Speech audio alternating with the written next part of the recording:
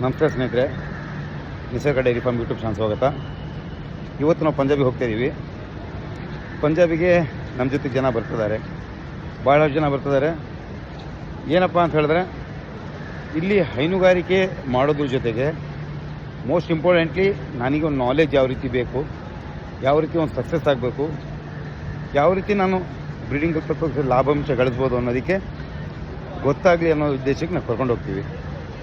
ಬಹಳಷ್ಟು ಜನ ಬಂದಿದ್ದಾರೆ, ಮಾಹಿತಿ ಪಡೆದಿದ್ದಾರೆ, ಹೈನುಗಾರಿಕೆ ಶುರು ಮಾಡಿದ್ದಾರೆ.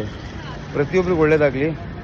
ಹೈನುಗಾರಿಕೆ ಅನ್ನೋದು ಬಹಳ ಕಷ್ಟನೂ ಅಲ್ಲ, ಬಹಳ ಸುಲಭನೂ ಅಲ್ಲ.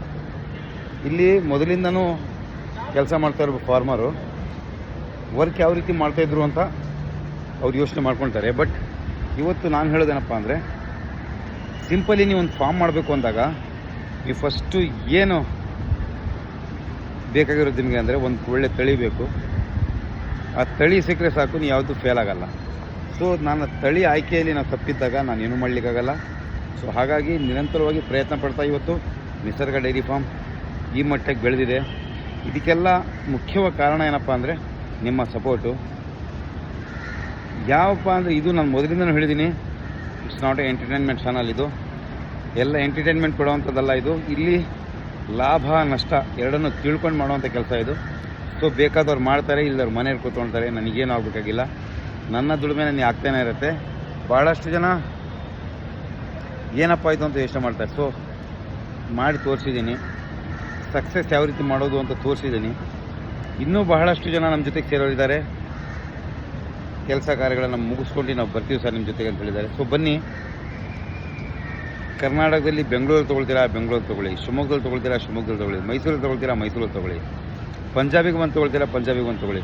ಇನ್ನೂ ಏನು ಹೇಳಬೇಕು, ನೇರವಾಗಿ ಅಲ್ಲಿಂದ ಅಷ್ಟಿಗೆ ತೊಗೊಂಬರ್ತಾರೆ, ಇಷ್ಟಿಗೆ ತೊಗೊಂಬರ್ತಾರೆ. ಸೊ ಒಂದ್ಸಲಿ ಬಂದಾಗ ಗೊತ್ತಾಗತ್ತೆ ನಿಮಗೆ.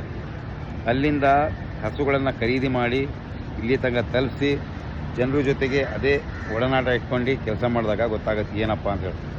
ಯಾವುದೂ ಅಷ್ಟು ಸುಲಭವಾಗಿ ಸಿಗಲ್ಲ ಸ್ನೇಹಿತರೆ, ಸುಲಭವಾಗಿ ಯಾವುದೂ ಸಿಗಲ್ಲ. ಸೊ ಅದನ್ನು ನಾವು ಪಡಿಬೇಕು, ಸ್ಟ್ರಗಲ್ ಆಗಬೇಕು. ಪ್ರತಿಯೊಂದು ಏಳು ಬೀಳುಗಳನ್ನು ನಾವು ನೋಡಿ ಇವತ್ತಿ ಮಟ್ಟಕ್ಕೆ ಬೆಳೆದಿದ್ದೀವಿ.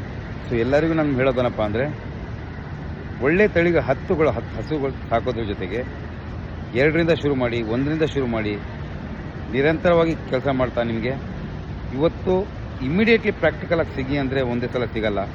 ಸೊ ಅದನ್ನು ಟೈಮ್ ತೊಗೊಳತ್ತೆ. ಆ ಟೈಮಲ್ಲಿ ನಿಮಗೆ ಎಕ್ಸ್ಪೀರಿಯೆನ್ಸ್ ಬಂದಾಗ ಯಾವತ್ತೂ ತಿರುಗಿ ನೋಡುವಂಥ ಮಾತೇ ಇರಲ್ಲ. ಸೊ ಹಾಗಾಗಿ ಇನ್ನೊಮ್ಮೆ ಹೇಳ್ತೀನಿ, ಪಂಜಾಬಿಗೆ ಬರ್ತಾರೆ ಭಾಳ ಜನ ಕನ್ನಡಿಗರು, ಅವರೆಲ್ಲರೂ ಕನ್ನಡ